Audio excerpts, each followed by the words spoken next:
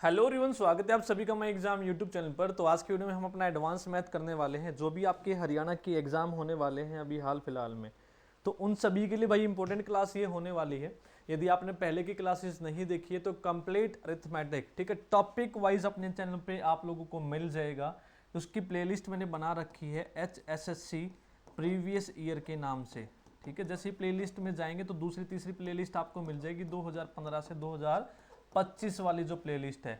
इसमें आपको मैथ के सारे जितने भी आपका टॉपिक है, नंबर सिस्टम से लेकर आपका लास्ट दो टाइम स्पीड एंड डिस्टेंस है, सारा अरिथमेटिक करवा रखा है। 10-12 जो टॉपिक है, इसके अलावा जो एडवांस मैथ बचा हुआ है वो हम आज कवर कर लेंगे।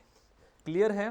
तो भाई वीडियो को लाइक जरूर कर देना, चैनल पे नए हैं तो सब्सक्राइब जरूर कर देना। इसकी जो पीडीएफ है आपको अपने टेलीग्राम चैनल पे मिल जाएगी। टेलीग्राम चैनल का लिंक आपको वीडियो के डिस्क्रिप्शन बॉक्स में मिल जाएगा, या फिर आप सर्च करेंगे माई एग्जाम के नाम से तो भाई मेरी फोटो लगी मिलेगी, तो वहां से भी डाउनलोड कर सकते हैं। थोड़ी पीडीएफ आगे पीछे मिलेगी, नहीं तो फाइल सेक्शन में जाएंगे तो सारी पीडीएफ वहीं पर है हर एक क्लासेस की, तो ध्यान से देखोगे तो ठीक है। तो स्टार्ट करते हैं भाई। अपना जो पहला क्वेश्चन है आज की वीडियो का आप लोगों के सामने है। एक एक चीज हम डिटेल से करेंगे जो एग्जाम में पूछी जा सकती है और जो जो पूछी गई है। एडवांस मैथ में बता देता हूं आप लोगों को, 4 टॉपिक आप लोगों को करने हैं: अलजेब्रा, ट्रिग्नोमेट्री, ज्योमेट्री और मेंसुरेशन। ये 4 टॉपिक आपके इंपॉर्टेंट हैं। हरियाणा पुलिस में स्टैटिक्स भी कई बार पूछ लिया जाता है, लेकिन सीईटी के लिए इतना इंपॉर्टेंट नहीं है।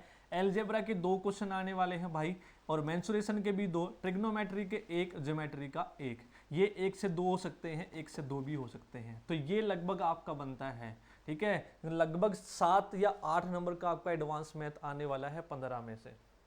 क्लियर है भाई? तो स्टार्ट करते हैं। पहला क्वेश्चन आप लोगों के सामने है, हिंदी में भी मैं बताता चलूंगा। वो क्या कह रहा है कि एक हमारे पास त्रिभुज है भाई, ए बी और सी। ये एक त्रिभुज है, फिगर में भी दे रखा है, ए बी और सी एक त्रिभुज है। इसकी जो साइड ए बी है, अगर मैं इसको आगे बढ़ाता हूं, ए बी को, ए बी को आगे बढ़ाना है, बी ए को नहीं, कदे ऊपर की तरफ बढ़ा दो भाई। ए बी, ए ये है, बी ये है, तो ए से बी की तरफ बढ़ाया जा रहा है, और उसके बाद ए से सी की तरफ ए सी को बढ़ाया गया है नीचे। तो कई बार कई से न बढ़ा दें, कई से न बढ़ा दें भाई, यूं नहीं करना है। तो पी और क्यू तक इसको बढ़ा दिया, ठीक है। अब वो बढ़ाने के बाद वो क्या कह रहा है कि इसका जो द्विभाजक है किसका, सी बी और पी का, इस वाले एंगल का और इस वाले एंगल का जो बाइसेक्टर है, वो एक दूसरे को काटते हैं ओ पे। एक दूसरे को कहां पे काटते हैं? ओ पे काटते हैं, ठीक है। तो आप लोगों को बताना है क्या बताना है? BOC। तो ये वाला एंगल बताना मेरे भाइयों, ये वाला एंगल क्या होगा। तो एक चीज ध्यान रखनी है, जो बाहर की तरफ एंगल होता है ये डायरेक्ट होता है आपका 90 माइनस एंगल ए का हाफ, ठीक है। ये आपका एंगल ए है, ठीक है। इसका आधा आपका हो जाएगा, इसका क्या हो जाएगा? आधा हो जाएगा। क्लियर है? तो कहां पे लिखा है एंगल ए को? हम क्या लिख सकते हैं? BAC या फिर CAB। तो जो भी आपको नाम मिले वो लिख देना। ये रहा 90 माइनस हाफ ऑफ BAC। ये डायरेक्ट आप फॉर्मूला याद कर लेंगे भैया, फॉर्मूला बेस्ड ही डायरेक्ट ये पूछा गया है। एक और इसका फॉर्मूला होता है, वो आप लोगों को याद रखना है। यदि कोई त्रिभुज है, ठीक है, ए बी और सी, एंगल ABC का और एंगल ACB का द्विभाजक जो बाइसेक्टर है वो अंदर की तरफ O पे मिल रहे हैं, तो BOC एंगल बताओ ये वाला क्या होगा। तो इस केस में भैया जो ये BOC है ये हो जाएगा 90 प्लस में एंगल A का हाफ, ठीक है। ऊपर होगा तो प्लस होगा, नीचे होगा तो माइनस होगा, ठीक है। याद कैसे करें सर? तो याद ऐसे कर लो, ये x होता है, y क्वाड्रेंट होता है, ऊपर y पॉजिटिव होता है, नीचे नेगेटिव होता है। तो ऊपर वाला निकालना हो तो प्लस करना है, नीचे वाला निकालना हो तो माइनस करना है। कर लोगे डायरेक्ट आपके फॉर्मूले बेस्ड ही। मैंने बार बार बोला है कि एडवांस मैथ आपका सीईटी में डायरेक्ट फॉर्मूले बेस्ड ही पूछेगा। यदि आप लोगों को फॉर्मूले पता है तो कर लेंगे, नहीं पता है तो उलझ के खड़े हो जाएंगे। अब देख लो, आपका ये हरियाणा पुलिस का क्वेश्चन है, ये भी डायरेक्ट फॉर्मूला बेस्ड ही है। आपका क्वेश्चन दिख रहा है सभी को? बताइए क्या होगा। वो कह रहा है कि BLCM आर द मीडियन समाधि क्या है किस किस की? ABC एक राइट एंगल समकोण त्रिभुज है, ABC, AB right angled at A, right angle जो है वो ए पे है, तो ए बी और सी। राइट एंगल जो है 90 का कोण वो ए पे है, तो ये आपका समकोण एक त्रिभुज है। इसमें बी एल एक माध्यिका है, यानी कि बी से एल माध्यिका जो सामने वाली को दो बराबर भागों में बांटती है। उसके बाद एक सीएम माध्यिका है, ये सीएम माध्यिका हो गई भैया माध्यिका, ठीक है, मीडियंस है। तो आपको बताना है 4 times of B L square plus C M square किसके बराबर होगा। तो एक चीज आप लोगों को मेरे भाइयों याद रखनी है, जब भी इस तरीके का प्रश्न आपको एग्जाम में दिखे कि एक राइट एंगल ट्रायंगल है, उसमें दो माध्यिकाएं एक दूसरे को इस तरीके से काट रही हैं, तो एक रिलेशन आप लोगों को याद रखना है, क्या, दोनों माध्यिकाओं का स्क्वायर बी एल प्लस में दूसरी कौन सी है सी एम, ठीक है, बराबर होता है 5/4, उसके बाद जो सबसे बड़ी साइड होती है उसका स्क्वायर, ठीक है, 5/4 जो उसके बाद सबसे बड़ी जो साइड होती है हाइपोटेन्यूज होता है उसका स्क्वायर होता है। क्लियर है, कर लोगे कि नहीं मेरे भाई, इस तरीके से याद करना। अब यहाँ पे 4 दे दिया, यानी कि 4 इधर चला गया मेरे भाई, तो 4 इधर चला गया, तो इधर क्या बचा, इधर बचा मेरे भाइयों 5, तो 5BC स्क्वायर के बराबर हो जाएगी। इसमें एक और रिलेशन आप लोगों को याद रखना है, क्या है वो रिलेशन, यदि मैं इस L और M को मिला दूं आपस में, तो दोनों माध्यिकाओं का स्क्वायर BL स्क्वायर प्लस में CM स्क्वायर बराबर होता है टेढ़ी वाली दोनों साइड्स के बराबर। टेढ़ी वाली दोनों कौन सी है, एक तो BC है प्लस में दूसरी कौन सी है LM स्क्वायर, ठीक है, इस तरीके से याद करना। एक रिलेशन ये भी याद रखना, ये भी एग्जाम में पूछ लिया जाता है। क्लियर है, कर लोगे, इतना समझ में आ गया, ठीक है। अब खुद ही देख लो, फॉर्मूला बेस्ड ही आपके क्वेश्चन पूछे जा रहे हैं एडवांस मैथ के। अगला हरियाणा पुलिस कांस्टेबल में पूछा गया है, बताना इसका आंसर क्या होगा, ठीक है। क्या बोला है कि there are 10 points in a plane, एक प्लेन है उसमें 10 पॉइंट है मेरे भाई। कितने पॉइंट्स है टोटल, 10 पॉइंट है, जिसमें से जो 6 हैं वो सरेखीय हैं, कोलिनियर हैं, एक ही रेखा में हैं। 10 में से 6 जो पॉइंट हैं वो सरेख हैं, ठीक है, एक ही लाइन पे हैं। The number of triangle formed by the joining these point, यानी कि इन पॉइंट को जोड़ के ऐसे कितने त्रिभुज बनाए जा सकते हैं। तो कैसे करोगे भैया, जो एक त्रिभुज बनाने के लिए हमें कितने चाहिए होते हैं, 3 पॉइंट चाहिए होते हैं, 1 2 3, ठीक है। इन 10 में से हमें 3 पॉइंट सेलेक्ट करने हैं, तो सेलेक्ट करते हैं हम 10C3 से, ठीक है। सेलेक्ट करने का होता है सी, और अरेंज करने का होता है परम्यूटेशन, सेलेक्ट करने का होता है कॉम्बिनेशन। परम्यूटेशन कॉम्बिनेशन तो पढ़ा होगा, क्लियर है। 10 में से 3 पॉइंट, तो ये तो भैया सारे त्रिभुज आ गए, जिसमें हमने ये 6 भी यूज कर लिए, लेकिन इन 6 ट्रायंगल से, जो इन 6 कोलिनियर से, यानी कि कोलिनियर का मतलब एक ही लाइन में है, जो एक लाइन में होते हैं उनसे थोड़ी ना ट्रायंगल बनेगा, तो यानी कि इन वाले पॉइंट से जो त्रिभुज बना वो घटाना पड़ेगा, क्योंकि इस 10 वाले में ये वाले पॉइंट भी आ गए। तो इन 6 पॉइंट का यूज करके 3 पॉइंट से जो हमने त्रिभुज बनाया वो घटाना पड़ेगा टोटल में से। कर लोगे 10C3, क्योंकि 3 पॉइंट से एक बनता है, तो उसमें से ये 6 वाले घटाने पड़ेंगे। अगर ऐसे नहीं दिया होता तो 10C3 से ही हमारा उत्तर निकल गया होता। और कॉम्बिनेशन का ओपन कैसे करते हैं, 10 फैक्टोरियल बटे में 3 फैक्टोरियल, और दोनों को घटा के लिखते हैं 7 फैक्टोरियल।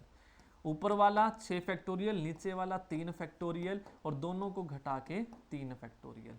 अब इस फैक्टोरियल को खोल लेंगे, 10 1 माइनस करके लिखते हैं, फिर 1 माइनस करके लिखते हैं, फिर 1 माइनस करके लिखते हैं 7 फैक्टोरियल, क्योंकि 7 से 7 फैक्टोरियल हमें काटना है। तो 3 2 1, एक एक माइनस करते चलते हैं, तो 7 फैक्टोरियल से 7 फैक्टोरियल कट गया। इसी तरीके से 6, फिर 1 कम करा, फिर 1 कम करा, फिर 1 कम करा, और फैक्टोरियल लिख दिया। उसके बाद नीचे वाला 1 3 फैक्टोरियल यूं का यूं रखते हैं, और 1 को खोल लेते हैं, 3 2 और 1 तक।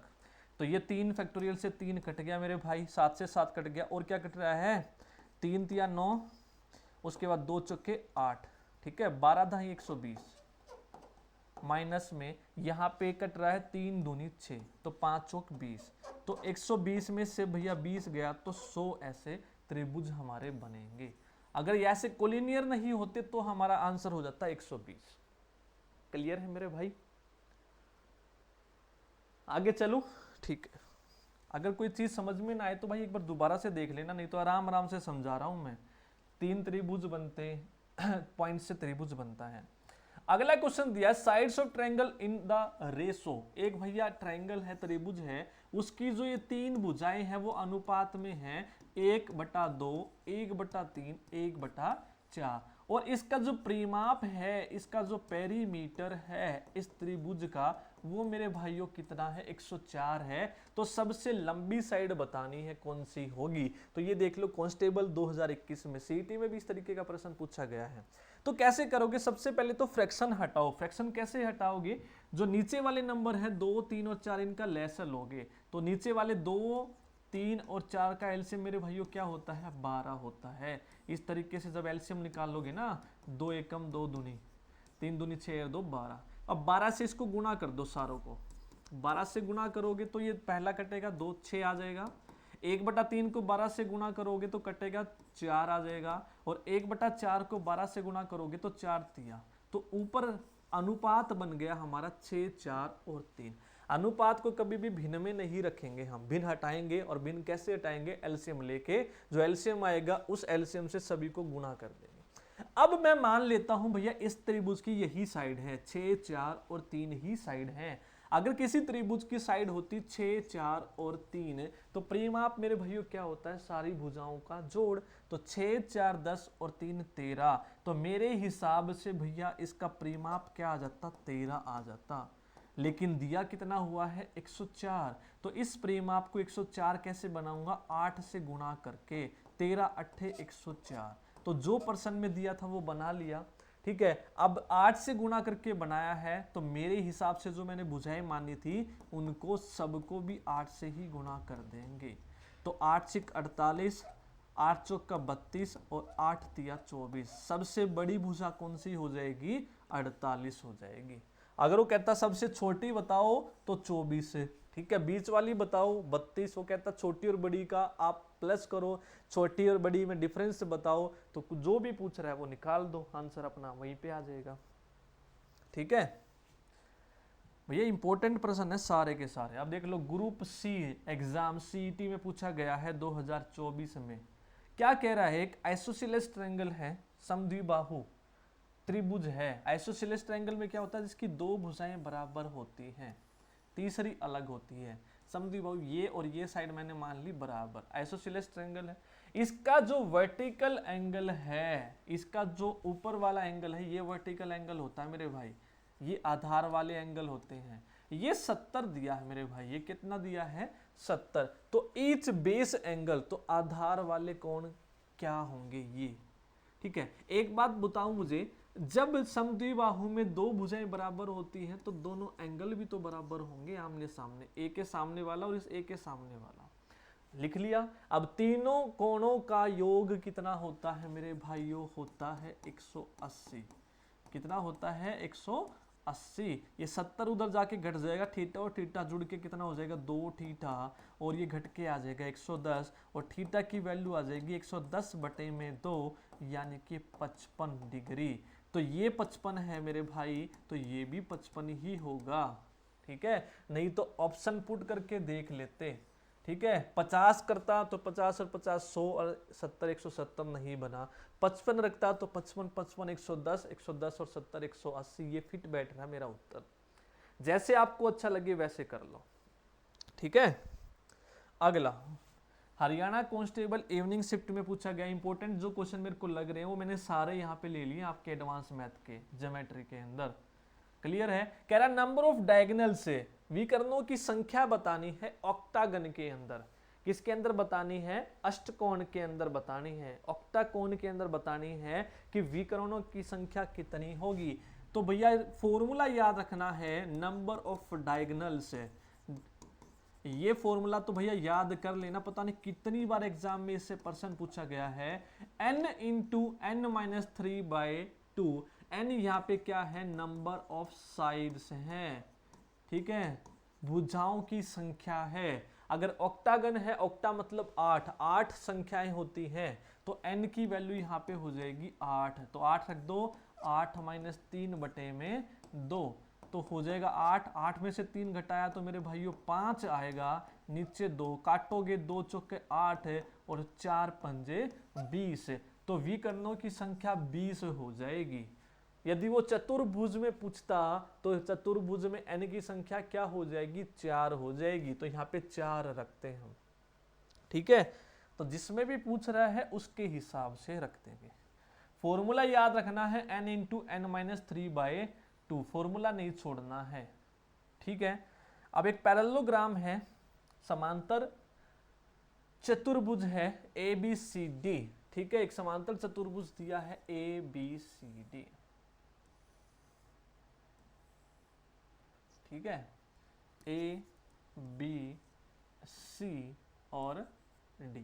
एक पैरेललोग्राम है ABCD इज है, उसकी जो लेंथ की डायगोनल्स की लेंथ है BD की, इस BD की जो भुजा है वो है मेरे भाइयों 13.5 सेंटीमीटर है। उसके बाद वो कह रहा है P और Q are the centroid of triangle ABC। Centroid है, सेंट्रोइड क्या होता है, जहां पे किसी भी त्रिभुज की तीनों माध्यिकाएं, तीनों मीडियन एक पॉइंट पे काटते हैं, वो होता है सेंट्रोइड जी। और ये सेंट्रोइड क्या करता है, इस माध्यिका को 2:1 में बांटता है, 2:1 में बांटता है। कोने वाले की तरफ 2 होता है, बाकी 1 होता है। ठीक है, ये तो पता होगा, सेंट्रोइड 2:1 में विभाजित करता है। तो जो P और Q है, किस किस की माध्यिकाएं हैं, ट्रायंगल ABC की, तो ABC ट्रायंगल की। तो इस ट्रायंगल को बना लो ABC, तो ये है मेरे भाई ABC ट्रायंगल ABC, इसकी माध्यिका होगी यहाँ पे, तो ये 2:1 में काटेगा इसको। उसके बाद ये किसकी है, P। उसके बाद जो Q है वो किसकी है, सेंट्रोइड है ADC, तो ADC ये वाला है, इसकी कौन सी है, ये Q है, तो ये भी 2:1 में काटेगा। ठीक है, 2:1 में काटेगा, कोने वाले की तरफ 2, कोने वाले की तरफ 2, ये 1 और ये 1, क्योंकि ABC ये नीचे वाला ट्रायंगल और ऊपर वाला त्रिभुज है। ठीक है, ये इस तरीके से है, ऊपर वाला त्रिभुज, इसकी ये माध्यिका अगर हो गई क्या तो ये 2:1 में होता है मेरे भाई, इसी तरीके से नीचे वाला। अब मैं क्या करूंगा, इस क्वेश्चन को कैसे करेंगे, वो कह रहा है लेंथ ऑफ सेगमेंट PQ, इस PQ की लेंथ बताओ मेरे भाई, ये जो PQ है इसकी लेंथ बतानी है, इस PQ की। तो क्या करता हूं मैं, अपने हिसाब से जैसे जैसे विभाजित किया था उसको वही लेंथ मान लेता हूं। कैसे, देखो ये ऊपर वाला 2 है इतना, फिर ये 1 है, फिर ये 1 है और फिर ये 2 है, यही तो है। तो मैं यही भुजा मान लेता हूं कि DQ 2 है, और क्या इसका कुछ नाम रख लेते हैं, यहाँ पे इसका कुछ नाम रख लेते हैं CDE। QE 1 है, EPP है, और EP 1 है और PB भी 2 है। तो ये पूरी मेरे हिसाब से कितनी होगी, 2 और 1 3 और 1 4 और 2 6। तो मेरे हिसाब से जो DB है वो कितना आ गया मेरे भाई, 6 आ गया मेरे हिसाब से। लेकिन मेरे हिसाब से थोड़ी ना, प्रश्न के हिसाब से चलेंगे। इस प्रश्न के हिसाब से ये कितना दे रखा है, 13.5 दे रखा है। ठीक है, प्रश्न के हिसाब से कितना दे रखा, 13.5 पूछ रहा है PQ, और मेरे हिसाब से PQ कितना है, 1 और 1 2 है। तो अगर 6 की वैल्यू 13.5 है तो 2 की वैल्यू कितनी होगी, तो 2 की वैल्यू निकाल लो, पहले तो 1 की निकाल लो। 6 की वैल्यू यदि 13.5 है तो 1 की कितनी होगी, 13.5/6, तो 2 की वैल्यू कितनी हो जाएगी, 13.5/6 गुणा में 2 से ही तो गुणा करेंगे। 6 की वैल्यू मेरे भाई 13.5 है, तो 1 की कैसे निकालेंगे, भाग करके, और 2 की, 1 की पता है तो 2 की 2 से गुणा करके, इसको काट दो, 2 तिया और 3 चौक 12, 3 पंजे 15, 4.5। इस तरीके से क्वेश्चन करते हैं। बढ़िया क्वेश्चन है, जबरदस्त क्वेश्चन है, तो याद रखना है, एग्जाम में पूछा जा सकता है आपसे कभी भी। ठीक है, इसको समझ में नहीं आया तो एक से बार और देख लेना, रिपीट कर लेना भाई। ठीक है, अगला इंपॉर्टेंट क्वेश्चन है, ये भी कंसेप्ट याद रखना है। क्या पूछा इसमें, तो मैं बता देता हूँ भैया, इसमें मिसिंग सा हो गया कुछ। PB बताना है आपको, PB ही बताना ना, ये भी ना, रेडियस बताना। अगर ए बी क्या है, डायामीटर है सर्कल का, ए बी जो है व्यास है, डायामीटर है, ठीक है, ए बी, तो हमें रेडियस बताना है इस सर्कल का, इस सर्कल की त्रिज्या कितनी होगी वो बतानी है। तो त्रिज्या क्या हो जाएगी, डायमीटर का हाफ। यदि मैं ए बी निकाल लूं तो मेरे पास बाकी सारी चीजें आ जाएंगी। अब इसमें क्या क्या दे रखा है भैया, ये देख लो। एक तो इसमें एक तो दे रखा है पी ए, दे रखा है 18, पी ए दे रखा है मेरे भाई 18 दे रखा है, क्वेश्चन रह गया इसमें थोड़ा सा। उसके बाद पी डी दे रखा है 9 और पी सी दे रखा है 12, पीसी दे रखा है 12 और पीडी दे रखा है, और क्या दे रखा है भाई, सीडी दे रखा है 3, ये सीडी। अगर ये पूरा 12 है, सीडी 3 है, तो पीडी कितना हो जाएगा, 9 हो जाएगा। तो हमें रेडियस बताना। देखो जब भी कोई सर्कल है, ठीक है, उसमें कोई कोड है इस तरीके से, और डायमीटर को आगे बढ़ा दें और ये इस तरीके से कट करें एक दूसरे को, कोड ही तो है सर्कल की, जो डायमीटर होता है सबसे बड़ी कोड होती है। ये ए है, ये बी है, ये पी है, ये डी है और ये सी है। जब भी इस तरीके से दो कोड एक दूसरे को आपस में काटती हैं मेरे भाई, तो एक रिलेशन याद रखना है हमेशा, क्या, बड़े वाली पी ए गुणा में छोटे वाली पी बी बराबर होती है दूसरे वाली पी सी बड़े वाली गुणा में छोटे वाली पी डी। ये रिलेशन याद रखना है, कर लोगे याद। जब भी सर्कल में कोई दो कोड इस तरीके से काटें, या तो अंदर काटें इस तरीके से या बाहर की तरफ काटें, तो बड़े वाली P A into P B, P C into P D बराबर होती हैं आपस में। अब जो जो चीजें दी हैं वो रख दो यहाँ पे। क्या क्या दिया है, पी ए हमें पता है 18 है, पी बी नहीं पता हमें तो निकाल लेंगे, पी सी यानी कि वो पूरी पी सी कितनी है 12 है, और पी डी हमने घटा के निकाल ली 9। तो इसको काट दो, 9 दूनी 18 और 2 छिक्के 12, तो यहाँ पे मेरे भाई पी बी कितनी आ गई, पी बी आ गई 6। अगर पी बी 6 है और ये पूरी 18 थी, ये पूरी कितनी थी 18, तो जो ये ए बी है ये कितनी हो जाएगी, 18 में से 6 को घटा देंगे तो 12, ठीक है। यानी कि ए बी डायमीटर ही तो था, डायमीटर यदि 12 है तो रेडियस उसका क्या होता है मेरे भाइयों, आधा होता है। क्या होता है, आधा होता है। तो बहुत ही बढ़िया क्वेश्चन है, तो ये आप लोगों को याद रखना है। कर लोगे याद, ठीक है। तो यहाँ पे एक और फॉर्मूला ये लिख लेना, अगर अंदर काटें दो कोड आपस में, ए बी और सी डी आपस में एक दूसरे को काट रही हैं ई पॉइंट पे, तो ए ई इंटू ई बी, ए ई इंटू इसमें ये छोटे छोटे वाली ए ई इंटू ई बी बराबर होती है दूसरे वाली जो कोड थी सी ई इंटू ई डी, सी ई इंटू ई डी। कई बार इस पर भी क्वेश्चन आपका फंस जाता है डायरेक्ट, ठीक है। तो ये लिख लेना। अगला क्वेश्चन, पीजीटी ज्योग्राफी 2016 में पूछा गया है, क्वेश्चन बढ़िया लगा तो इसलिए लिया है। तो देखो क्या किया है, A B C centred circle touch each other from outside. वो कह रहा है कि ए बी और सी 3 सर्कल है, उनका ये सेंटर है और ये एक दूसरे को आपस में बाहर की तरफ टच कर रहे हैं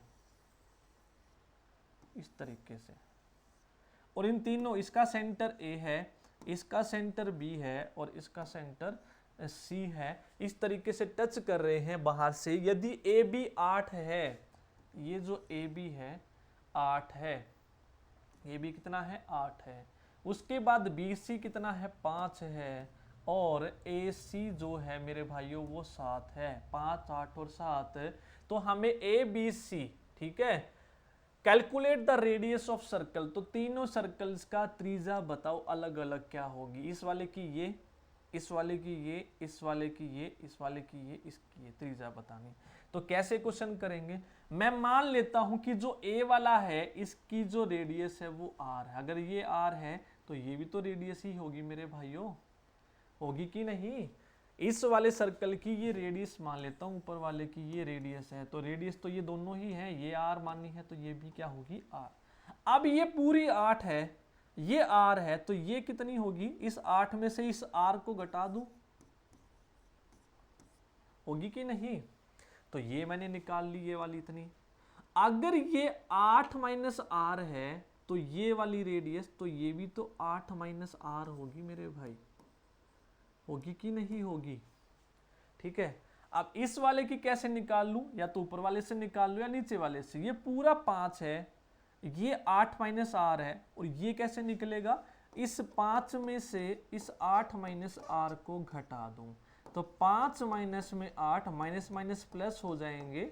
ठीक है, तो 5 में से 8 गया तो -3 बचेगा, तो -3 प्लस में आर, और मैं इसको कैसे लिख सकता हूं? आर माइनस में 3।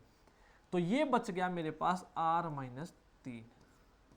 अगर ये r माइनस 3 है तो ये भी तो r माइनस 3 होगा, ये भी तो रेडियस ही है मेरे भाइयों, है कि नहीं है रेडियस? कर लोगे? अब क्या करना है?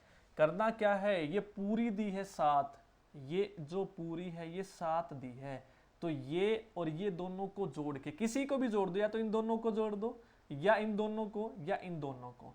तो मैं इसको जोड़ रहा हूं, इसको और इसको जोड़ के, ये पूरी कितनी थी? 7 थी। तो यानी कि r प्लस में r माइनस 3 जुड़ के कितनी थी?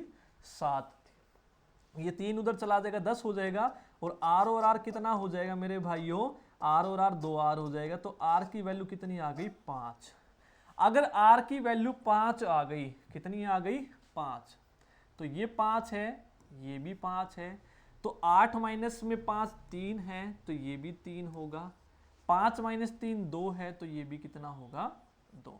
तो तीनों का जो रेडियस है वो कितना है? 5 3 और 2, 5 3 और 2। कर लोगे? बढ़िया क्वेश्चन था, जबरदस्त क्वेश्चन था, इसीलिए मैंने लिया है। ठीक है, क्वेश्चन अच्छा लगा। ठीक है, अगला क्वेश्चन। एडवांस मैथ में आप लोगों को यही करके जाने हैं, ठीक है, और यही प्रश्न पूछे जाएंगे, ये मेरी गारंटी है भाई आप लोगों से, ये मेरी गारंटी है। ये अगर आप कर गए तो आपकी नैया पार हो जाएगी एडवांस मैथ में, यदि आप लोगों ने कुछ भी नहीं पढ़ रखा तो। ठीक है, अगला है 2 circle touch each other internally. अब 2 सर्कल है मेरे भाइयों, एक दूसरे को अंदर की तरफ काट रहे हैं, उनका रेडियस कितना है? इस बाहर वाले का तो रेडियस है 3, बड़े वाले का कितना रेडियस है? 3 है, और जो छोटे वाला है उसका रेडियस कितना है मेरे भाइयों? 2 है। अब कैसे पता लगेगा कि ये सर्कल इतना बनाऊं, ये इतना बनाऊं? अब देखो, इस छोटे वाले सर्कल का रेडियस यदि 2 है तो उसका डायामीटर कितना होगा? 4 होगा, यानी कि इस 3 से थोड़ा यहां तक आएगा वो सर्कल। कहां तक आएगा? थोड़ा यहां तक आएगा। ठीक है, इस बड़े वाले सर्कल का सेंटर ये था, और छोटे वाले सर्कल का सेंटर मैं मान लेता हूं ये। ठीक है, तो छोटे वाले सर्कल का जो रेडियस है मेरे भाइयों वो कितना है? वो है 2। ठीक है, और बड़े वाले का 3 था, तो 3 में से 2 घटा दिया, तो ये कितना बचा? 1 बचा। अब वो क्या कह रहा है? बिगेस्ट कोड, जो बिगेस्ट कोड है ऑफ द ग्रेटेस्ट सर्कल की which is outside the inner circle is of length है, यानी कि बड़े वाले सर्कल की जो कोड है जो बाहर वाले सर्कल को टच कर रही है, छोटे वाले को बाहर से, इसकी लेंथ बताओ कितनी होगी। समझ में आ गया क्वेश्चन? कैसे करेंगे अब इस क्वेश्चन को? तो भैया इसमें ट्रायंगल बना लेते, तो ट्रायंगल बन के ही क्वेश्चन होगा। तो मैं क्या करता हूं, इसको मिला लेता हूं ऐसे।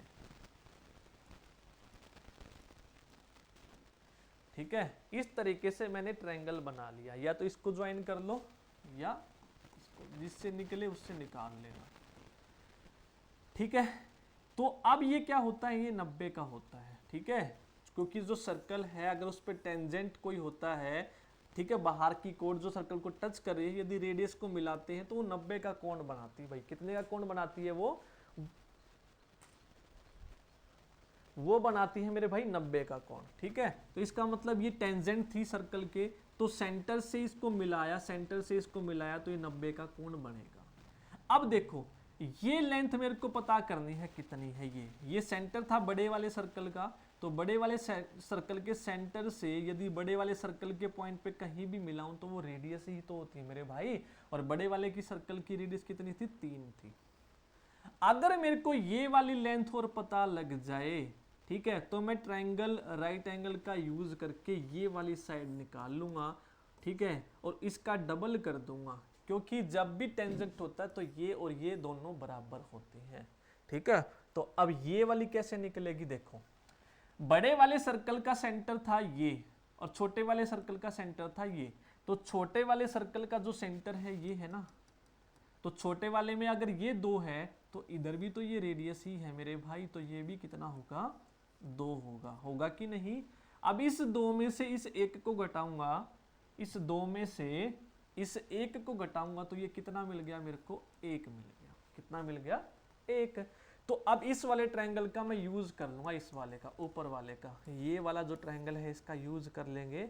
ये 1 है, ये 3 है, ये 1 है, ये 3 है, तो ये निकालनी है हमें, तो पाइथागोरस थ्योरम लगा दूंगा।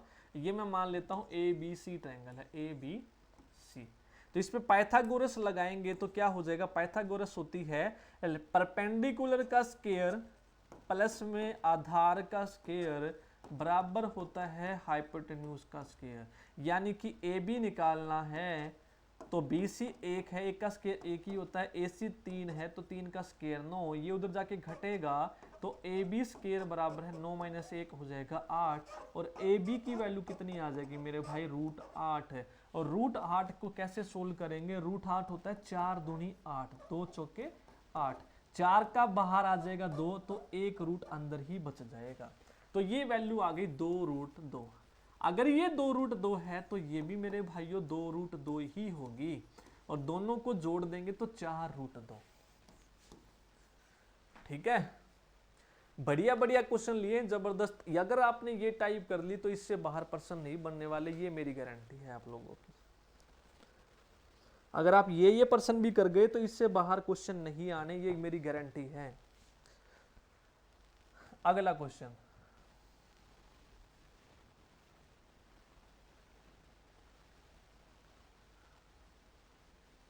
भाई इस तरीके के क्वेश्चन बहुत पूछे गए हैं एग्जाम में, बहुत ज्यादा क्वेश्चन पूछे गए हैं इस टाइप के, तो ये जरूर कर लेना है, कर लोगे ना। इस टाइप के क्वेश्चन सबसे ज्यादा पूछे गए हैं, सबसे मैक्सिमम। कैसे करेंगे, देखो ये वाले टाइप कह रहा है लेंथ ऑफ रेक्टेंगल, एक रेक्टेंगल है, ठीक है, एक रेक्टेंगल है, रेक्टेंगल की लेंथ L होती है, चौड़ाई B होती है। वो कह रहा है यदि लेंथ बढ़ रही है 10%, ब्रेड्थ घट रही है 10%, तो एरिया क्या होगा। तो इस क्वेश्चन को कैसे करेंगे हम, तो x + y + xy बटे में 100, इस वाले फॉर्मूले से करेंगे। अगर x मैंने मान ली लेंथ है और y मैंने मान ली आपकी ब्रेड्थ है, तो एरिया में क्या फर्क पड़ेगा, तो इस वाले फॉर्मूले का यूज करके हम निकाल सकते हैं। रेक्टेंगल की लेंथ बढ़ी है 10% तो प्लस ले लेंगे, ब्रेड्थ घटी है यानी कि घटी है तो -10 लेंगे। ठीक है, ये लेंथ है, ये ब्रेड्थ है, प्लस में लेंथ और ब्रेड्थ के आपस में गुणा करेंगे, 10 गुणा में -10, क्योंकि जो बढ़ रही है उसके साथ प्लस, जो घट रही है उसके साथ माइनस, नीचे क्या है 100। ठीक है, तो 10 से 10 तो गया कट, और ये कितना बच गया 10 दाई 100, और नीचे भी कितना था 100, तो 100 से 100 कट के कितना बच गया 1%, तो 1 के आगे माइनस साइन आ रहा है, तो यानी कि जो एरिया है वो 1% कम हो रहा है। एरिया क्या हो रहा है मेरे भाइयों, 1% डिक्रीज। ऑप्शन मिलेगा 1% increase, 1% decrease, no change, none of these, तो 1% डिक्रीज हो रहा है एरिया। कर लोगे, इस टाइप से आप लोगों को क्वेश्चन करना है, नहीं तो दूसरा तरीका भी मैं बता दूंगा, आगे एक और क्वेश्चन आएगा कि वो दूसरा तरीका वहां पे अप्लाई करेंगे हम, वो तरीका भी आप यूज कर सकते हैं अगर। ठीक है, अगला जल्दी से बताइए, अगले में वो क्या कह रहा है, देखो इस वाले कंसेप्ट को हम परसेंटेज में भी पढ़ चुके हैं। कैसे, length of rectangle is increased by 10%, वो कह रहा है एक रेक्टेंगल है उसकी जो लेंथ है वो 10% बढ़ रही है, तो उसकी जो ब्रेड्थ है, चौड़ाई है, वो कितनी हम घटाएं कि उसके एरिया पे कोई चेंज ना हो। मेरे भाई देखो, एरिया क्या होता है मेरे भाई, लंबाई गुना में चौड़ाई। अगर हमें ये चीज कांस्टेंट रखनी है एरिया, तो अगर इस पे कोई फर्क नहीं पड़ना चाहिए तो जितनी लेंथ बढ़ रही है उतनी ही ब्रेड्थ घटानी पड़ेगी, ताकि एक दूसरे का असर कट जाए और ये कांस्टेंट रहे हमारी। समझ में आ गई चीज? कैसे? पहले मैं मान लेता हूं लेंथ 100 थी, 10% बढ़ गई। 100 का 10% क्या होता है मेरे भाइयों? 10 होता है। तो 100 में 10 बढ़ के कितनी हो गई? लेंथ 110 हो गई। ठीक है, तो लेंथ गई है 100 से 110। ठीक है, तो ब्रेड्थ को उल्टा होना पड़ेगा, 110 से 100 आना पड़ेगा। जितनी ये बढ़ी उतनी इसको घटना पड़ेगा। समझ में आई? तो रिवर्स आना पड़ेगा हमें। 110 से 100 पे आने के लिए कितना घटाना पड़ेगा? 10 घटानी पड़ेगी। तो 10 घटानी पड़ेगी। वो ऊपर ओरिजिनल कितनी थी? ओरिजिनल 110 से 100 जाना है तो ओरिजिनल थी 110। परसेंट निकालने के लिए 100। ये कंसेप्ट परसेंटेज में कर चुके हैं। ठीक है, कि इनकम सेम हो, एक्सपेंडिचर बढ़ा दिया तो कितनी सेविंग घटाएं। ठीक है, एक्सपेंडिचर घटा दिया तो कितनी सेविंग बढ़ाए कि इनकम पे कोई फर्क नहीं पड़े। तो ये वो वाली टाइप है आपकी। तो 0 से 0 कट गई तो 100 एक कम ऊपर आ जाएगा 100, -100/11% है। और -100/11% का मतलब क्या होता है? 11 नियम 99 और एक 100 है, सॉरी नीचे 11 है, 11 नियम 99 और एक 100, तो 100/11 कितना एरिया चेंज होगा? तो हमें घटानी पड़ेगी, हमें 9 सही 1/11% वो घटानी पड़ेगी, ताकि एरिया पे कोई भी हमारा चेंज ना हो। समझ में आ गई? तो बस इतना चेंज रखना, एरिया पे हमें कोई चेंज नहीं करना। जितनी लेंथ बढ़ाई, लेंथ 100 से 110 गए, 100 से 110, तो ब्रेड्थ में उल्टा घटाना पड़ेगा। तो 110 से 100 आना पड़ेगा, ब्रेड्थ में 110 से 100 आना पड़ेगा। तो 110 से 100 पे आने के लिए कितनी घटानी पड़ेगी? 10 घटानी पड़ेगी। और ओरिजिनल वाली लिखते हैं नीचे गुणा में 100। ठीक है, आगे चलू भाई? ठीक है आगे चलते हैं। बहुत ही प्यारा क्वेश्चन था, जबरदस्त क्वेश्चन था। इसी तरीके के प्रश्न आपके परसेंटेज में भी टाइप इंपॉर्टेंट है। सीईटी 2022 में प्रश्न पूछा गया है, ratio of length and breadth of rectangle. एक रेक्टेंगल दिया है आपका, आयतन रेक्टेंगल दिया है जिसमें लेंथ और ब्रेड्थ का अनुपात है, लेंथ और ब्रेड्थ का, लंबाई चौड़ाई का अनुपात कितना है? 3:2 है। तो रेशो पेरीमीटर एंड एरिया, तो इसके पेरीमीटर की और जो एरिया का अनुपात है वो है 5/9। परिमाप और क्षेत्रफल का अनुपात है 5/9। तो P/A दिया है 5/9। तो ब्रेड्थ बतानी है क्या होगी। तो कैसे करेंगे भैया कैसे करेंगे? तो P/A दिया है 5/9। तो मैं मान लेता हूं लेंथ 3 है और ब्रेड्थ 2 है, तो 3x और 2x मान ली मैंने, लेंथ और ब्रेड्थ 3x और 2x मान ली। तो परिमाप क्या हो जाएगा मेरे भाइयों? परिमाप होता है रेक्टेंगल का twice of L + B, twice of L + में B। पढ़ा होगा ना परिमाप, 2 गुना में लंबाई जमा में चौड़ाई। तो लंबाई 3x मान ली, चौड़ाई 2x। एरिया क्या होता है? एरिया होता है गुरुजी लंबाई गुना में चौड़ाई, L और B। लंबाई कितनी है? 3x और चौड़ाई कितनी है? 2x है। और इसका अनुपात दिया है 5/9। इसको सोल्व करना है बस। 3 और 2 5, 5x, 5x गुना में 2 कितना हो जाएगा? 10x हो जाएगा। कितना हो जाएगा? 10x। नीचे 3 दूनी कितना हो जाएगा? 6, और x और x मिलके गुना हो जाएगा x² बराबर है 5/9। तो एक x से एक x कट गया, 5 दूनी 10 हो गया, 2 तिया 6 हो गया और 3 तिया 9 हो गया। ऊपर वाला ऊपर वाले से कट सकता है, ठीक है, बराबर में। और एक सी तरफ के ऊपर नीचे वाले कटते, एक ही तरफ के ऊपर नीचे वाले कटते हैं। तो x की वैल्यू कितनी आ गई मेरे भाइयों? 3 आ गई। x की वैल्यू कितनी आ गई? 3। x की वैल्यू यदि 3 है तो यहाँ पे रख दो 3 तिया 9, तो लंबाई तो होगी 9। 3 यहाँ रखूंगा तो 2 गुना में 3, चौड़ाई हो जाएगी 6। ठीक है, तो कितनी हो जाएगी? 6। अब इस क्वेश्चन में वो कुछ भी पूछ सकता था, परिमाप बताओ, तो परिमाप वाले में रख देते। ठीक है, एरिया बताओ, एरिया में। परिमाप और एरिया का अंतर बताओ, कुछ भी पूछ ले, बाकी चीजें आने के बाद तो कुछ भी कर सकते हैं भाई। अगला प्रश्न कह रहा मैक्सिमम एरिया, तो ज्यादा से ज्यादा एरिया निकाल लो रेक्टेंगल का, इंस्क्राइब्ड इन अ सर्कल, इस सर्कल की इक्वेशन ये दी है भैया। एक सर्कल है तो x+1 का स्क्वायर प्लस y-3 एक सर्कल है, वो इस इक्वेशन का है। तो कैसे निकालते हैं मेरे भाइयों, तो अगर इस इक्वेशन को मैं कंपेयर करूं x माइनस ए का स्क्वायर प्लस में y माइनस बी का स्क्वायर बराबर है आर स्क्वायर। सर्कल की ये इक्वेशन होती है जिसमें a और b सेंटर होते हैं। a और b क्या होते हैं, सेंटर होते हैं। तो यहाँ से a की वैल्यू क्या आएगी, -1 आएगी, और b की वैल्यू क्या आएगी, 3 है। यहाँ पे सर माइनस क्यों आया, क्योंकि यहाँ माइनस साइन है, तो इस एक को मैं क्या लिखूंगा, एक माइनस में एक, ठीक है, माइनस का माइनस और a की जगह पे क्या है, माइनस। तो इस सर्कल के सेंटर हैं 1 और 3, तो एक कोई सर्कल है जिसका सेंटर है -1 और 3, और उसका रेडियस कितना है, उसका रेडियस है 4, उसका रेडियस है 4। इसके अंदर क्या है मेरे भाइयों, इसके अंदर एक रेक्टेंगल है, इसके अंदर क्या है, रेक्टेंगल है। तो मैक्सिमम से मैक्सिमम एरिया होने के लिए ये क्या होना चाहिए, ये एक स्क्वायर होना चाहिए। क्या होना चाहिए, ये स्क्वायर होना चाहिए, ताकि इस रेक्टेंगल का एरिया ज्यादा से ज्यादा हो।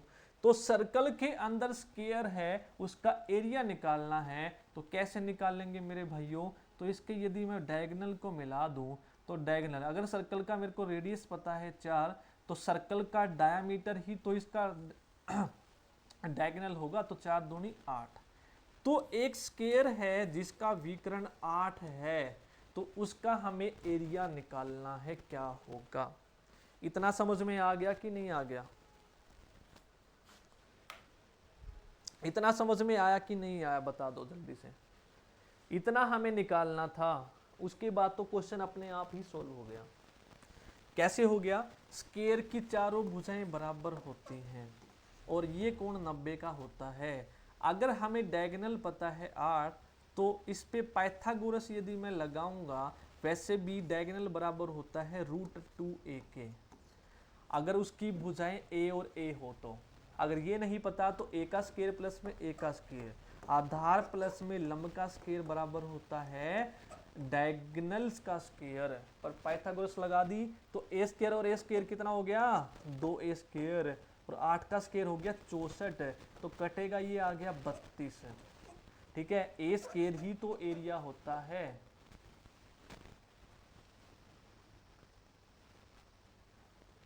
कुछ मिस कर गए क्या हम कैलकुलेशन में,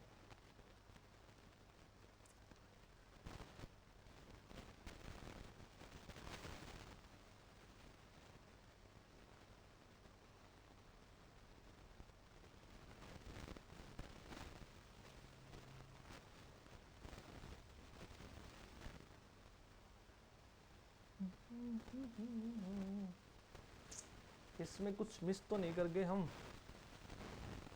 अच्छा ये 8 था मेरे भाई, ये 8 का स्क्वायर 64 होगा, यहाँ पे क्या था 8, तो रेडियस कितना आएगा, 8 आएगा, रेडियस कितना आएगा 8, तो ये कितना हो जाएगा, इसका डबल, डायमीटर कितना हो जाएगा 8 का डबल 16, तो ये 16 हो जाएगा, तो ये 16 है। ठीक है, तो कैसे हो जाएगा, 2a स्क्वायर बराबर हो जाएगा मेरे भाइयों 16 का स्क्वायर। ठीक है, अब इसमें क्या करेंगे, दोनों तरफ रूट हम लेंगे, तो ये हो जाएगा √2a और ये हो जाएगा 16, तो यानी कि a की वैल्यू आ गई 16 बटे में √2। हमें तो a स्क्वायर की वैल्यू चाहिए, नहीं तो a स्क्वायर की यहाँ से भी निकाल सकते थे डायरेक्ट, a स्क्वायर की वैल्यू चाहिए ना, क्योंकि एरिया क्या होता है, a गुना में a स्क्वायर, तो एरिया ही तो चाहिए।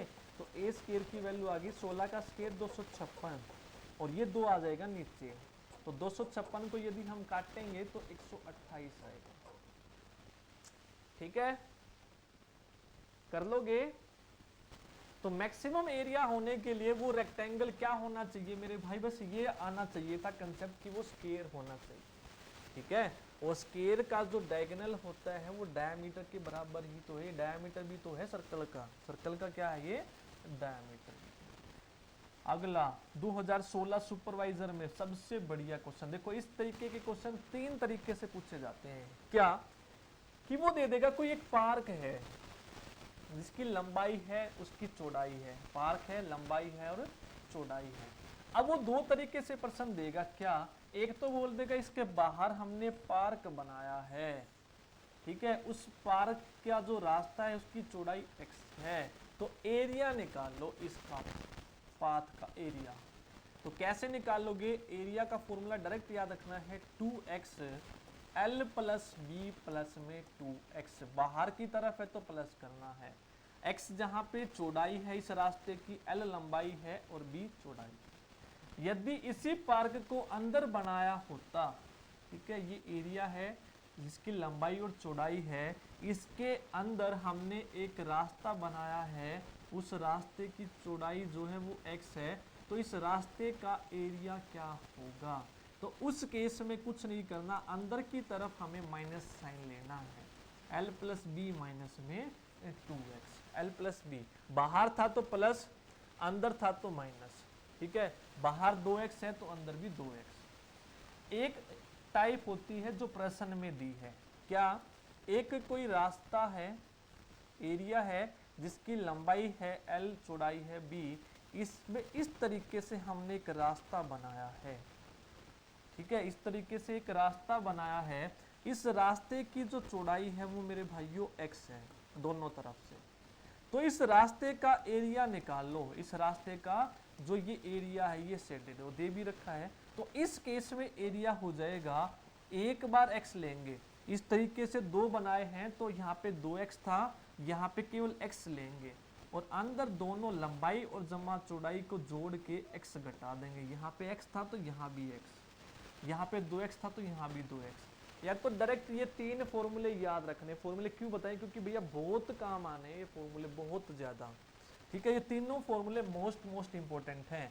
तो इसका एरिया निकालना तो निकाल दो, वो कह रहा है कि एक स्क्वायर है बिलो 10 और 10 स्क्वायर है, तो यानी कि लंबाई चौड़ाई दोनों बराबर हैं, तो ये 10 है तो चौड़ाई भी कितनी है 10 है, इस पोर्शन की जो चौड़ाई है वो 2 है, कितनी है 2 है, तो यानी कि x की वैल्यू 2 है, लंबाई भी 10 है चौड़ाई भी 10 है और x की वैल्यू कितनी है 2 है, तो एरिया निकालना था हमें 10 और 10 20, 20 में से 2 घटाया 18 और 18 दूनी कितना हो जाएगा 36 हो जाएगा, तो इसका एरिया कितना हो जाएगा 36, ठीक है। ये तीनों फॉर्मूले मोस्ट इंपोर्टेंट क्वेश्चन है, मोस्ट इंपोर्टेंट, तीनों पे क्वेश्चन बनते ही बनते हैं, सीजीएल का तो भाई फेवरेट क्वेश्चन है ये। अगर आपको ये याद ना हो तो उस केस में कैसे निकालेंगे, देखो एरिया, अब उसने कहा है कि भैया ये भी 10 है और मेरे भाइयों ये भी 10 है, हमें तो काले वाला एरिया चाहिए ना, अगर ये 10 है तो इस काली वाली पट्टी की लंबाई भी तो 10 होगी, और ये कितनी दे रखी है, ये दे रखी है 2, तो पहले इस वाली एक पट्टी का एरिया कितना हो जाएगा, ये रेक्टेंगल बन गया 10 गुना में 2, तो इस वाली पट्टी का एरिया आ गया 10 गुना में 2 यानी कि 20। तो सेम इस वाली पट्टी का निकाल लेंगे, टेढ़ी पट्टी का, ये वाला एरिया कैसे निकलेगा, ये 10 है ये 2 है, तो लंबाई गुना चौड़ाई, तो ये भी कितना आ गया 20। सर अब दोनों को जोड़ दें, 20 और 20 40, और आंसर आ गया मुझे आगे, और गलत होगा। आपने ध्यान दिया जब आपने ये निकाला तो जो ये वाला एरिया है ये आपने 2 बार जोड़ दिया, ये वाला एरिया, ये छोटा सा एरिया 2 बार जोड़ दिया, इस वाले में भी और इस वाले में, तो एक बार घटाना पड़ेगा, तो ये कितना था मेरे भाइयों, ये 2 है और ये 2 है, तो यानी कि 2 गुना में 2, तो उस 40 में से 2 गुना में 2 4 घटाना पड़ेगा 36, इस केस में 36 आएगा। या तो डायरेक्ट कर लो, फॉर्मूले इसलिए बताएं क्योंकि बाकी फॉर्मूले पर भी क्वेश्चन आपके पूछ लिए जाते हैं, तो उस केस में थोड़ा मुश्किल हो जाता है या फिर लेंथी हो जाता है क्वेश्चन, बस और कोई कुछ नहीं है। निकालने के तो वैसे भी निकाल लेंगे, कर लोगे भाई, ठीक है। अगला प्रश्न आपके सामने है, वो कह रहा है कि number of revolution of a wheel, कि एक व्हील है वो कितने राउंड लगाएगा, जिसका डायामीटर है, ये व्हील है, इसका डायामीटर है, व्यास है 28 सेंटीमीटर का, तो ये कितने चक्कर लगाएगा 880 सेंटीमीटर का डिस्टेंस कवर करने के लिए। तो मुझे एक बात बता दो मेरे भाइयों, अगर मैं सर्कल ले लेता हूं कोई, कैसे ले भाई, सर्कल कुछ है नहीं यहाँ पे, ठीक है, तो ऐसे ही बता देता हूँ सर्कल, ये रहा, मिल गया, ये सर्कल है मेरे भाई, ठीक है। तो मान लो इसका जो डायमीटर है वो 28 है। अब ये क्या करेगा, ये यहां से चलना शुरू करता है, ठीक है, इस पॉइंट से, ये इस पॉइंट से चलना शुरू करता है।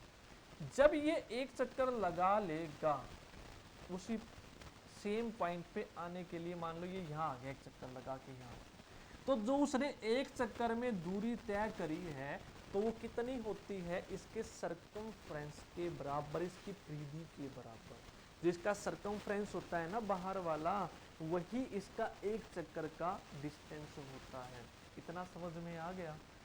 तो हम निकाल लेते हैं कि एक चक्कर में कितना डिस्टेंस उसने दूरी तय करी। तो डिस्टेंस इन वन रिवोल्यूशन, एक चक्कर में वो दूरी तय करता है अपनी परिधि, अपने सरकमफ्रेंस की। तो उसका सरकमफ्रेंस कितना होता है, 2πr होता है सर्कल का। तो निकाल दो। 2 पाई की वैल्यू दी है 22/7, नहीं दी तो याद रखनी है। सर्कल का डायमीटर यदि 28 है तो रेडियस आधा होता है 14, काट दो। 22 दूनी 44 दूनी 88, 88 सेंटीमीटर जा रहा है मेरे भाइयों एक चक्कर में।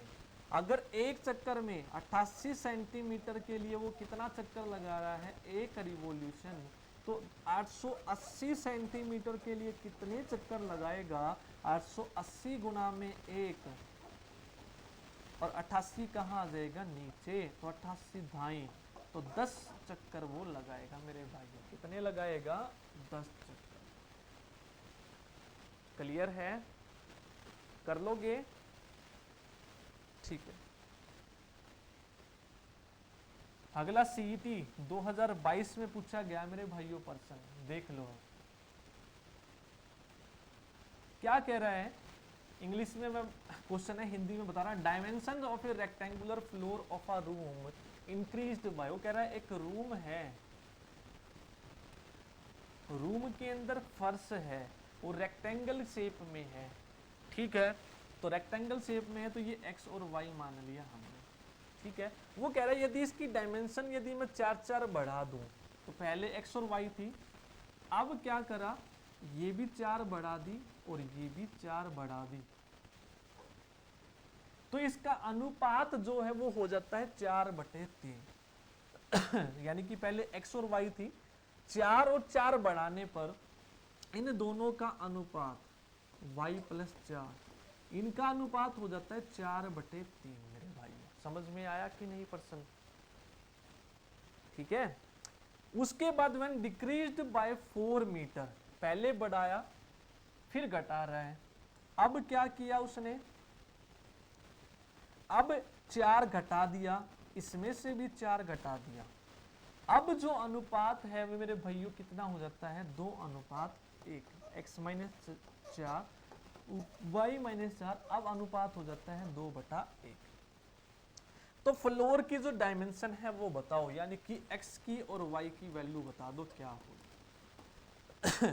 एक तो तरीका है, इसको करो आर पार की गुणा करो, एक इक्वेशन बनाओ, इसको आर पार की गुणा करो, दूसरी इक्वेशन बनाओ, दोनों को सोल्व करो। सोल्व करने में थोड़ा सा टाइम लगेगा। और दूसरा तरीका मैं मान लेता हूं कि जो फ्लोर की लंबाई है, पहला ही ऑप्शन है मेरे भाई। पहला ऑप्शन कैसे, यानी कि उसकी लंबाई 18 और चौड़ाई 22 है, x और y की वैल्यू मान ली मैंने। तो पहले उसने क्या किया था, दोनों 4 बढ़ाए थे, तो यानी कि 18 में 4 बढ़ाया तो 22, इसमें 4 बढ़ाया तो 26। तो 4 बढ़ाने पर इन दोनों का अनुपात 4 और 3 आना चाहिए था। इसका क्या 4 और 3 आ रहा है ना भाई, ये तो कट ही नहीं रही। तो यानी कि गलत है, कि पहला ऑप्शन नहीं होगा इसका उत्तर, पहला ऑप्शन नहीं होगा। मैं मान लेता हूं 18, देखो 18 मान के तो आया ही नहीं था, तो मैं तीसरा ऑप्शन मानता हूं कि 12 और 8, ये 12 है और ये 8 है। 12 लंबाई है, 8 क्या है चौड़ाई है, तो दोनों 4 4 बढ़ा दो, 12 में 4 बढ़ाया, 8 में भी 4 बढ़ाया, तो 12 4 16, 8 और 4 12। तो क्या अब इन दोनों का अनुपात 4 3 आ रहा है? 4 चौक 16, 4 3 12, भाई बिल्कुल आ रहा है। और घटाने पर भी चेक करो, 12 में से 4 घटाया 8, 8 में से 4 घटाया 4। अब घटाने के बाद क्या अनुपात 2 और 1 आ रहा है भैया? 4 दूनी 8, 2 अनुपात 1 आ रहा है, बिल्कुल फिट बैठ रहा है। तो हमारा आंसर हो जाएगा सी। तो इस तरीके से क्वेश्चन आप लोगों को करना है। कर लोगे भाई? आगे चले? ठीक है। अगला प्रश्न आप लोगों के सामने है, बहुत ही बढ़िया और प्यारा प्रश्न है, ग्रुप डी में पूछा गया है 2023 में। कि कह रहा है एक रूम है घनाभ की शेप का, ठीक है, इस तरीके से कोई एक रूम है, ठीक है, जिसमें ये लंबाई है, ये चौड़ाई है बी, और ये इसकी ऊंचाई है हाइट। तो इसके अंदर कितनी रोड लंबी रख सकते हैं हम? ठीक है, तो उस रूम की डायमेंशन दी है, ये 10 है, चौड़ाई 10 है, और हाइट कितनी है मेरे भाइयों? 5 है। एल, बी और एच, 10 10 और 5। तो इसके अंदर जो सबसे लंबी लॉन्गेस्ट जो डायमेंशन होती है वो इसका डायगोनल होती है, एक इस तरफ से इस कोने तक, ये होती सबसे लंबी डी। ठीक है, जो हम इसके अंदर रख सकते हैं। लॉन्गेस्ट रोड का फॉर्मूला याद रखना है कि यदि कोई घनाभ है, कोई रूम है, उसके अंदर लॉन्गेस्ट लेंथ की जो लंबाई होती है वो होती है root L square plus B square plus में एच स्क्वायर। तीनों का स्क्वायर करो, जोड़ो और उसका रूट ले लो, बस लॉन्गेस्ट रोड आ जाएगी। 10 का स्क्वायर हो जाएगा 100, 10 का स्क्वायर हो जाएगा 100, हाइट 5 है तो 5 का स्क्वायर हो जाएगा 25, 100 100 200, 200 प्लस में 25, 225 है, और 225 का रूट होता है मेरे भाइयों 15। क्या होता है? 15। आंसर हमारा यहाँ पे हो जाएगा 4। मान लो ये रूम है, इसमें सबसे लंबी कौन सी रख सकते हैं भैया? हम उस कोने से इस कोने तक ही तो रख सकते हैं। सीधी रखेंगे जब भी नहीं, ऐसे रखेंगे जब भी नहीं, ऐसे रखेंगे तब भी नहीं। उस कोने से उस नीचे वाले कोने तक हमारी सबसे लंबी जो होती है लेंथ होती है घनाभ के अंदर, क्यूबॉइड के अंदर। तो ये फॉर्मूला लिख लेना, यदि कोई क्यूबॉइड है उसमें लॉन्गेस्ट जो लेंथ की लंबाई होती है L square B square H square का क्या होती है? रूट होती है। लिख लोगे? आगे चलूं? ठीक है। अगला प्रश्न आप लोगों के सामने है, ये भी बहुत ही बढ़िया प्रश्न है और प्यारा प्रश्न है। क्या कह रहा है भैया? घन है कोई, ठीक है, 3 घन है, 3, 1 2 और 3, ये 3 घन है, तो यानी कि इन तीनों की भुजाएं 6 6 है, 6 6 लंबाई चौड़ाई और ऊंचाई। उनको जोड़ दिया आपस में, क्योंकि क्यूब की तीनों भुजाएं बराबर होती है, एल बी और एच। अब इन तीनों को आपस में सटा सटा के रख दिया ऐसे, पहले वाला, फिर दूसरे वाला और फिर तीसरे वाला, ठीक है, ऐसे रख दिए मेरे भाई, ऐसे रख दिए मिला के तीनों मिला मिला के रख दिए। अब एक बात बताओ मुझे, ये 6 थी, ये 6 थी और ये भी 6 थी, तो ये पूरे मिलाने के बाद 6 6 और 6 मिलाने के बाद जो बना हमारा क्यूबाइड बना, क्योंकि लेंथ अलग होगी 18, और जो ये था ये तो 6 ही रहेगी, और जो हाइट थी वो थोड़ी ना बदल जाएगी, हाइट भी 6 ही रहेगी। तो ये घनाभ बन गया हमारा। जब क्यूब को आपस में सटा के रखते हैं तो क्या बन जाता है? क्यूबॉइड बन जाता है, जिसकी लेंथ हो गई इन तीनों की लेंथ के बराबर, 6 6 6 18। चौड़ाई तो वही रहनी है और ऊंचाई वही रहनी है, तो इसका सरफेस एरिया निकालना है हमें। अब क्या होगा?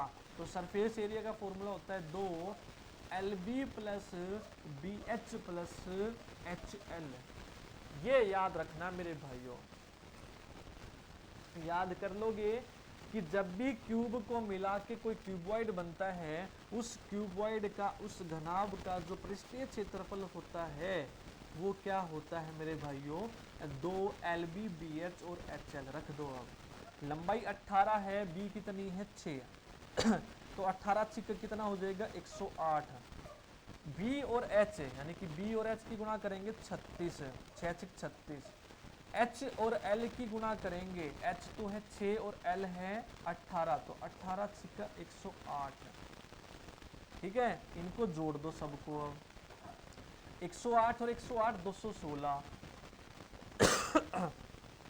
216 अच्छे 22, 22 और 30 कितना हो जाएगा 52, तो 252। 252 को 2 से गुणा करेंगे तो 504 आ जाएगा मेरे भाइयों। कितना आ जाएगा 504। क्लियर है, कर लोगे? ठीक है, इसमें तो फॉर्मूला लगाना था बस, पहला कंसेप्ट समझ में आना चाहिए था कि तीनों को जोड़ दिया। अब अगला प्रश्न कोस्ट वाला, ये भी प्रश्न बहुत पूछे जाते हैं भैया कोस्ट वाले, तो ये भी ध्यान में रखने हैं। क्या कह रहा है कोस्ट वाले प्रश्न में कि कोस्ट ऑफ सॉलिड सिलेंडर, एक सिलेंडर है, ठीक है, जिसका रेडियस कितना है 14 है। इस सिलेंडर का जो रेडियस है वो कितना है 14 है, और इसकी हाइट है मेरे भाइयों 3.5 मीटर। तो cost of its metal is cubic metre, तो इसके मेटल की कॉस्ट बतानी है 50 rupees per cubic metre is, इसके हिसाब से, यानी कि 1 मीटर क्यूब की कॉस्ट यदि कितनी है 50 है, तो बाकी इसके मेटल की कॉस्ट, एक सिलेंडर बना रखा है बिल्कुल ठोस है, कैसे पता लगा है, क्योंकि यहाँ पे मीटर क्यूब है तो वॉल्यूम लेनी है, यहाँ पे मीटर स्क्वायर होता तो हमें इसका सरफेस एरिया लेना होता, क्योंकि सिलेंडर बाहर बाहर लगा हुआ है, तो हमें मीटर क्यूब के हिसाब से पता लगा, इसकी वॉल्यूम निकालेंगे। तो भैया आयतन कितना होता है सिलेंडर का, होता है πr² में h, तो पाई की वैल्यू होती है 22/7, r है 14 का स्क्वायर यानी कि 2 बार लिखेंगे, गुणा में h है 3.5, पॉइंट हटाएंगे तो नीचे 10 आ जाएगा, तो इसको काटेंगे 5 सत्ते 35, 5 दूनी 10 और 2 सत्ते 14, ठीक है, 12 सत्ते 144 और 144 की गुणा करेंगे हम 7 से, तो कितना आ जाएगा मेरे भाइयों, ये आ जाएगा 2156 मीटर क्यूब। अगर 1 मीटर क्यूब की कॉस्ट ये है, तो मीटर क्यूब की कॉस्ट कितनी है 50 है, तो इतने मीटर क्यूब की कॉस्ट कितनी,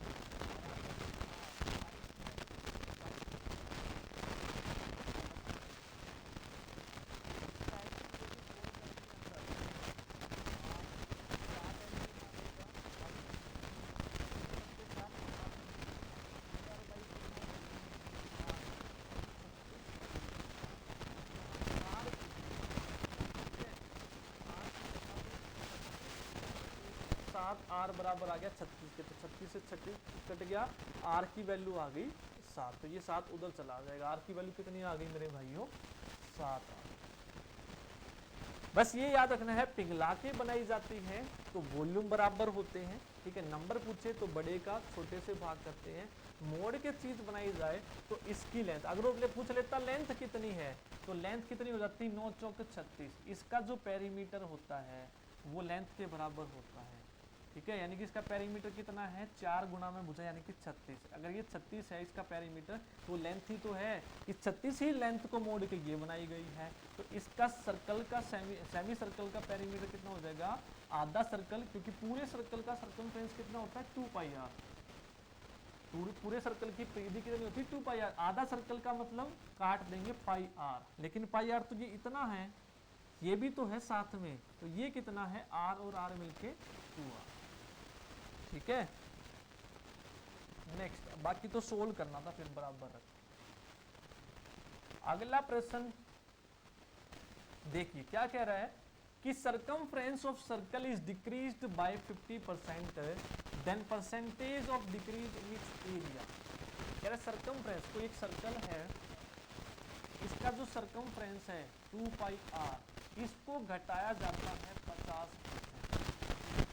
ठीक है, तो इसके एरिया में कितना चेंज होगा, कितना डिक्रीज होगा इस सर्कल से, ये बताना है।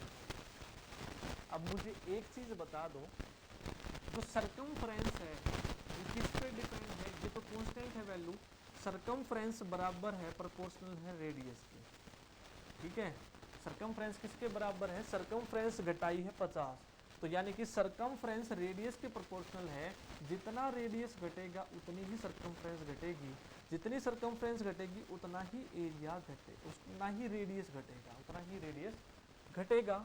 अब एरिया निकालना है तो एरिया क्या होता है सर्कल का pi R square, pi R square, यानी कि पाई तो कांस्टेंट है, तो एरिया किसके प्रोपोर्शनल है रेडियस के स्क्वायर के बराबर, तो यानी कि यहाँ पे जितनी सरकमफ्रेंस होती है उतना रेडियस घटेगा, एरिया घटेगा, लेकिन 2 पावर है, और जब 2 पावर होती है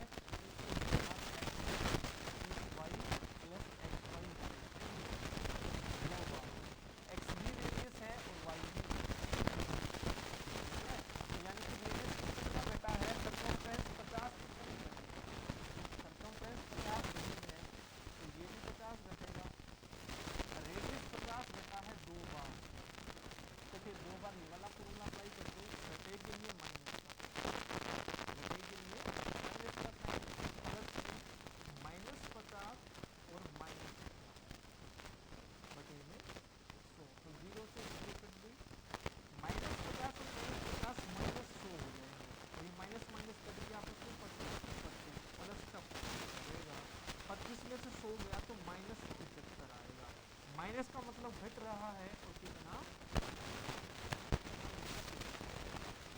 इस तरीके से कर लोगे। सेम इसी तरीके का अब क्या कह रहा है, वो कह रहा है base radius of height of circular cone, एक कोन है मेरे भाइयों, अब है संकित,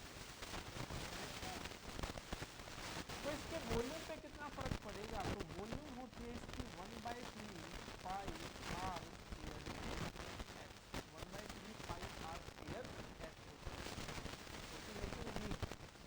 तो देखो ये तो होती है कांस्टेंट, ये तो भूल जाओ, तो वॉल्यूम किस पे डिपेंड करती है आर स्क्वायर और आर स्क्वायर और कह रहा जो बेस रेडियस है और जो हाइट है सर्कुलर कोन की, ठीक है, वो इंक्रीज हो रही है 20%, तो यानी कि ये भी 20% बढ़ रही है, रेडियस भी और हाइट भी 20% बढ़ रही है, तो वॉल्यूम पे क्या फर्क पड़ेगा, अगर ये दोनों चीजें बढ़ रही हैं तो वॉल्यूम भी बढ़ेगा, लेकिन कितनी बार, रेडियस 2 बार हो, हाइट 1 बार है, तो 3 हो गए। तो 2 का फॉर्मूला तो हमें पता है x + y + xy बटे में 3 का तो फॉर्मूला नहीं पता, तो क्या करेंगे, पहले 2 पे अप्लाई ये करेंगे, फिर जो इसका नेट आंसर आएगा उस पे और हाइट पे दोबारा से ये भी, ठीक है, एक तो तरीका होता है या फिर तीन चीजें हैं, रेडियस, रेडियस और नेट निकालना होता है तो तीनों 20% का मतलब परसेंट हटाएंगे तो 20% का मतलब होता है 1/5, यानी कि कोई चीज 5 थी तो 1 बढ़ के कितनी हो गई, 6 हो गई। तो तीनों 20%, रेडियस 5 था, 20% बढ़ गया यानी कि 6 हो गया। 20% का मतलब 1/5, यानी कि 5 की कोई ओरिजिनल नीचे वाली होती है ओरिजिनल, ऊपर वाली होती घटी बढ़ी, 5 से 1 बढ़ गई, 1 बढ़ के कितनी हो गई, 6। फिर दोबारा से 5 से 6, फिर दोबारा से 5 से 6। और नेट निकालने के लिए, क्योंकि वॉल्यूम इन 2 और इस 1 3 पे डिपेंड है, 1 2 3 नेट निकालने के लिए गुणा करते हैं। 5 5 25 पंजे 125, 6 6 36 6 216।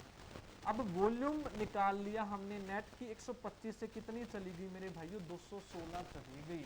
तो कितनी बड़ी घटा दो कितनी बड़ी, 91 बढ़ गई। नेट कितनी बड़ी मेरे भाइयों, वॉल्यूम 125 से 216, 91 बड़ी है। तो जो बड़ी होती है वो ऊपर, और ओरिजिनल कितनी थी 125, वो नीचे, गुणा में 100। तो 25 पंजे 125, 25 चौके 100, इसको गुणा करेंगे 4 एकम 4, 9 चौक 36, 364 बटे में 5, इसको काटेंगे 5 सत्ते 35 और 5 दूनी 10 और 5 अट्ठे 40, 72.8 और 72.8 होता है अप्रोक्सीमेट 73%। इस तरीके से ये क्वेश्चन करना है भाई, ठीक है। अगर उसी तरीके से करना होता आपको पिछले वाले से, तो कैसे करते, पहले x plus y plus x y बटे, पहले जो दो आर स्क्वायर है इस पे ये अप्लाई करो, आर रेडियस, तीनों चीज 20% बड़ी है, यानी कि 20 प्लस 20 प्लस में 20 गुना में 20 बटे में 100। पहले तो ये अप्लाई करते हैं, 20 और 20 40 और ये हो जाता 400 बटे में 100, 44। अब इस 44 पे ये तो आर स्क्वायर आ गया और एच था 20, ये आर स्क्वायर की वैल्यू है अब एच, तो 44 और 20 पे फिर ये दोबारा लगाते, 44 प्लस 20 प्लस में 44 गुना में 20 बटे 100, ऐसे करते। तो ये कितना होता है, 64 प्लस में 888 बटे में 100, तो 0 8.8, 64.8 हो गया 72.8, और 72.8 होता है हमारा 73, या तो ऐसे करो भाई, ठीक है। तो ये था आपका कंप्लीट एडवांस मैथ, इतना भी आपका इंपॉर्टेंट था, सारा का सारा मैंने करवा दिया भाई। इसकी जो पीडीएफ है अपने माई एग्जाम चैनल पे मिल जाएगी आपको, वहां से डाउनलोड कर लेना सारे के सारे। वीडियो अच्छी लगी तो भाई सारे के सारे लाइक कर देना, चैनल पे नए हैं तो सब्सक्राइब जरूर कर लें, और आपको जिस भी कंटेंट की ज़रूरत है तो एक बार प्लेलिस्ट जाके देख ले, सारी की सारी जो इंपॉर्टेंट चीज़ें हैं मिलने वाली हैं आपको एग्जाम करने में। तो सपोर्ट जरूर करें भाई, ज़्यादा से ज़्यादा शेयर करें, जितना ज़्यादा आप शेयर करेंगे मुझे मोटिवेशन मिलेगा कि धरती में और बढ़िया बढ़िया वीडियो लेके आऊँ। थैंक यू, दबा कर शेयर कर दो भाई।